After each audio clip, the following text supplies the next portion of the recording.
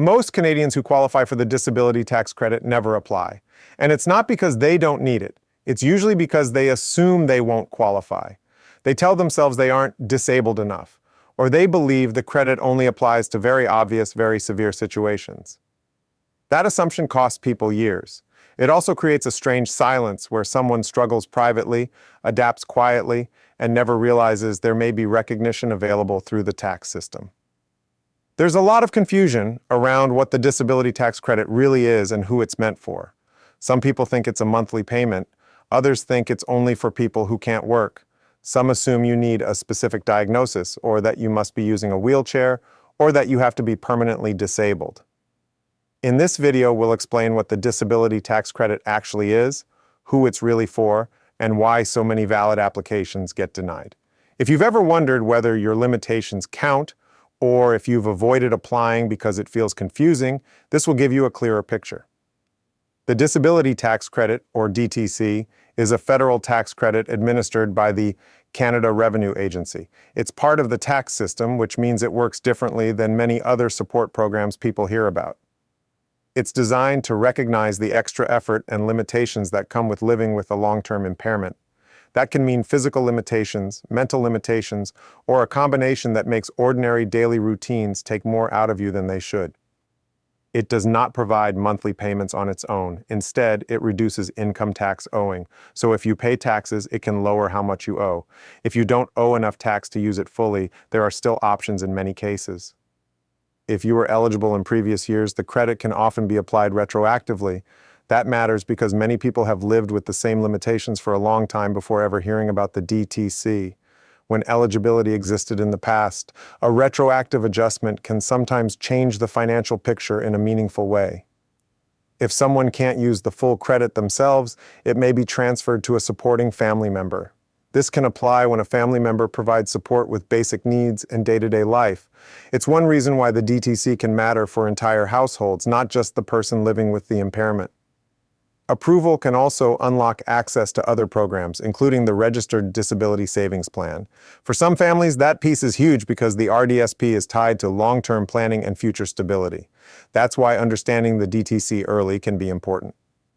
Here's the most misunderstood part. CRA does not approve applications based on diagnosis alone. A diagnosis can help explain context, but CRA's decision usually depends on what daily life looks like, consistently over time. They approve based on how an impairment affects daily life. In other words, CRA asks, how much does this person's condition restrict them in practical, everyday functioning? Not on their best day, not when they push through, most of the time. They look at things like extra time, extra effort, and whether tasks require assistance or supervision. Sometimes it shows up as needing frequent breaks. Sometimes it's needing reminders, support, or structured help. Sometimes it's that basic tasks still happen, but they take much longer and they drain far more energy than they should. Someone can be working, parenting, or functioning outwardly and still qualify if daily life consistently requires more energy or effort. A person can look fine in public, then crash afterward. They can keep a routine going, but only by sacrificing rest, pushing through pain, or relying on coping strategies that most people never need. Let's clear up some common myths that stop people from applying, because these myths are a big reason people don't even try, even when the limitations have been there for years. First, you do not need to be permanently disabled. The impairment needs to be prolonged, meaning it has lasted or is expected to last at least 12 months.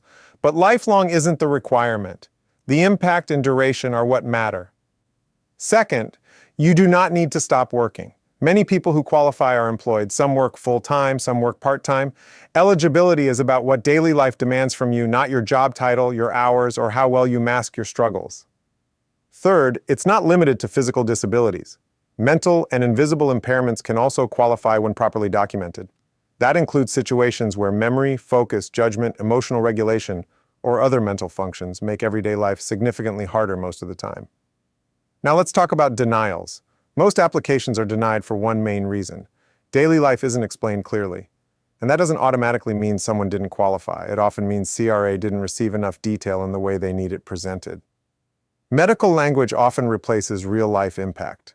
Forms might mention diagnoses, medications, or clinical findings, but CRA is looking for functional restrictions. What takes longer, what requires help, what breaks down when fatigue, pain, or cognitive overload shows up. People also understate their struggles because they've adapted over time. They normalize difficulty, they build workarounds, they stop doing certain tasks entirely and forget that this is a limitation. That adaptation can unintentionally hide how much effort daily life actually requires. The disability tax credit exists to recognize how much harder daily life can be, even when those challenges aren't visible. It's meant for people whose day-to-day functioning is significantly restricted, even if they've learned to cope, even if they've learned to keep going. If everyday tasks take more effort, more time, or more energy than they should, it's worth understanding your options.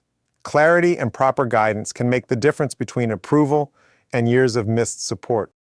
Learn more on the profile.